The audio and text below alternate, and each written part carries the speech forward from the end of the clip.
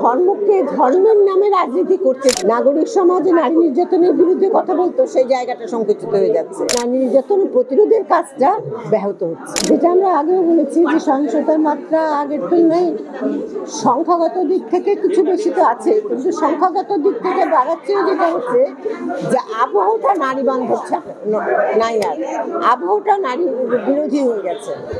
এই জায়গাটাতে একটা পরিবর্তন হয়েছে এবং আমরা দেখতে পাচ্ছি যে আগের মতো নারী নির্যাতনের বিরুদ্ধে সোচ্চার হওয়া, আন্দোলন করা, অভিযোগ জানানো, এই জায়গাগুলো সংকুচিত হয়ে আসছে।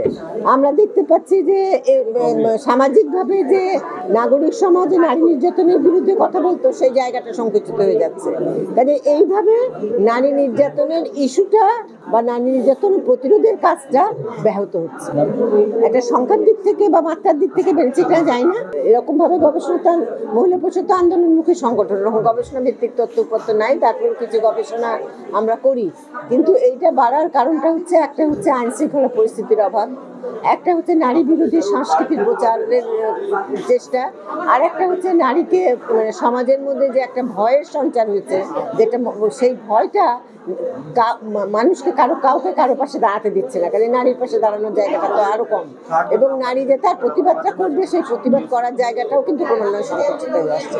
এই সব মিলিয়ে এই অবস্থা। ধর্মীয় গোড়ামি, ধর্মীয় কারণ আমি বলতে চাই না, কিন্তু যেটা হচ্ছে যে ধর্মকে ধর্মের নামে রাজনীতি করতে, যে রাজনীতি এবং ধর্ম তো ভিন্ন জিনিস। ধর্ম তো আমাদের ব্যক্তিগত বিষয়, আর রাজনীতি কোনো সামাজিক বিষয়।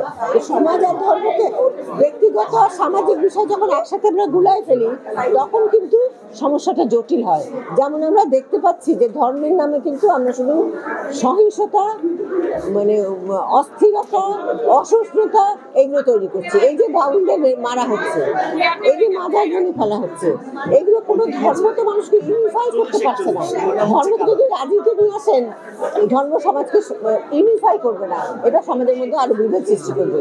এই জায়গাটা দেখা দরকার। সবসময় এই নির্বাচনকারী সহিংসতা আগে এবং পরে সহিংসতার জন্য ব্যবস্থা নেওয়ার জন্য আমরা স্মারকলিপি আগেই ডিসি অফিসে দিয়ে রাখি।